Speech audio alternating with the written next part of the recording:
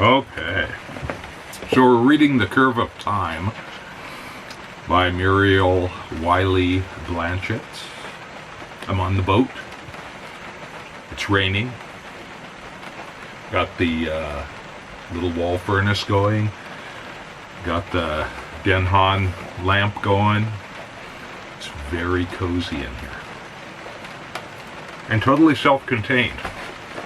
I'm just running off the house batteries, which are big, and I am at the dock. I could plug in the power, but what's fun in that?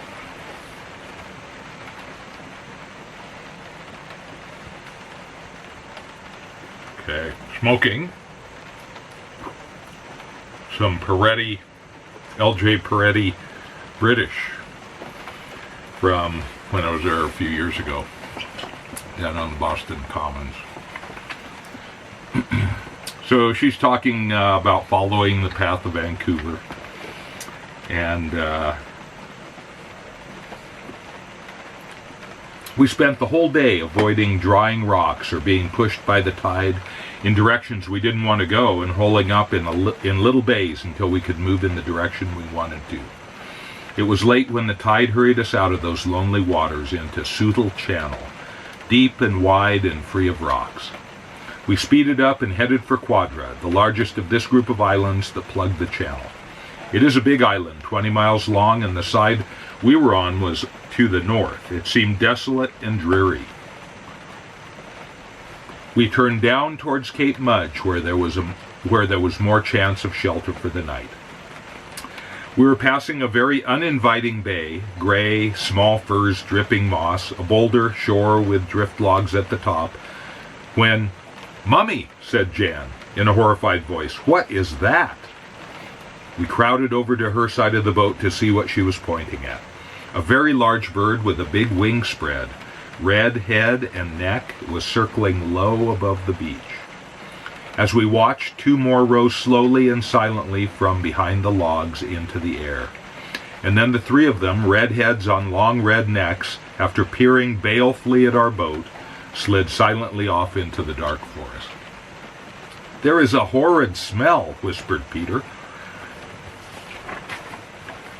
There was the sickly, searching smell of something very dead, not fish.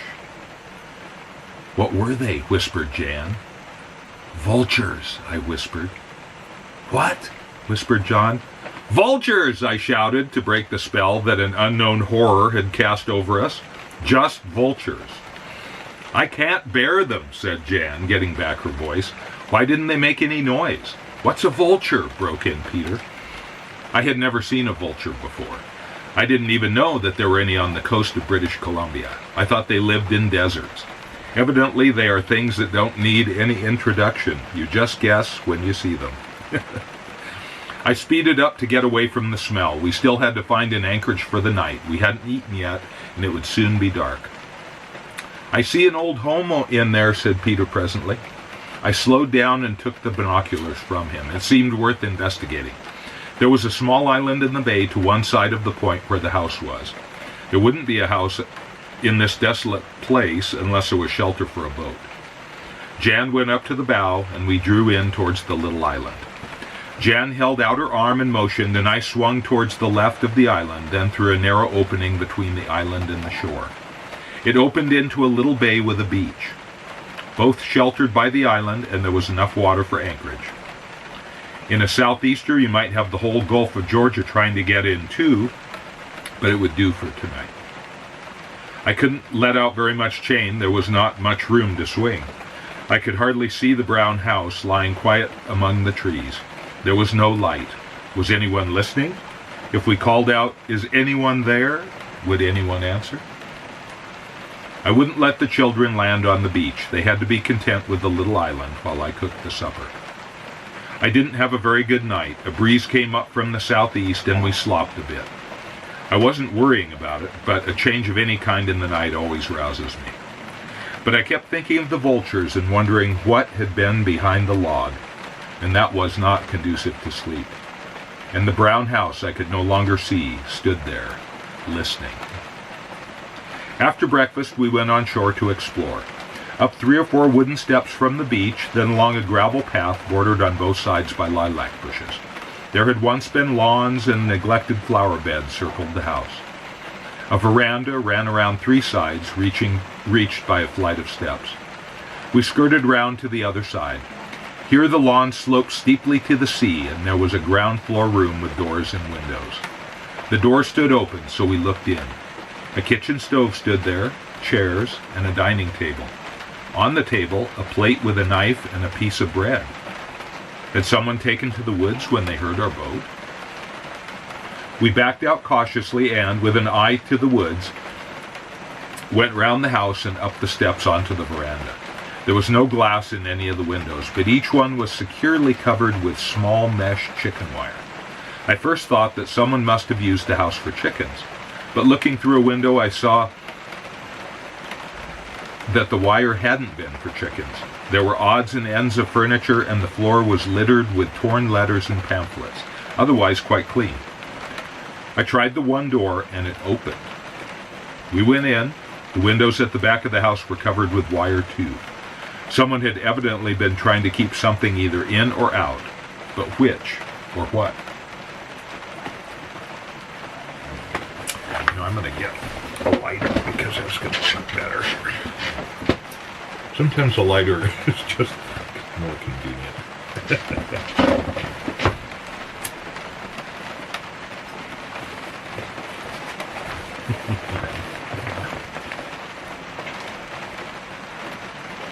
I picked up a couple of pamphlets from the floor. They were all about the life of the spirit after death and how to get into communication, published by some society of psychical research. Most of the torn letters were written by people of education. Then I found some letters from a diary written just the last winter. It fooled me at first. It was rather beautiful, rather like James Joyce in parts. Then suddenly, some sentence made me realize that the mind of the writer was on a very, very strange plane. I had straightened up, thinking that I would take the pages with me and read them later, away from the, quote, heavy, heavy hangs over your head, unquote, atmosphere, when I noticed a framed picture on the wall, a picture of someone wrapped in white lying on a couch. Above the wrapped figure hovered a strange white cloud of vapor. Underneath was written, authentic photograph of spirit leaving body after death. I left, opening the door only a little and shutting it quickly behind me. I knew now the reason for the wire. The diarist had been trying to keep something he had trapped in there from getting out.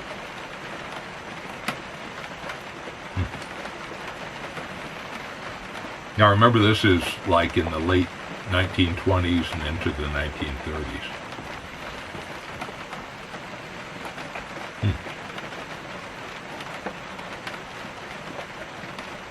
You would be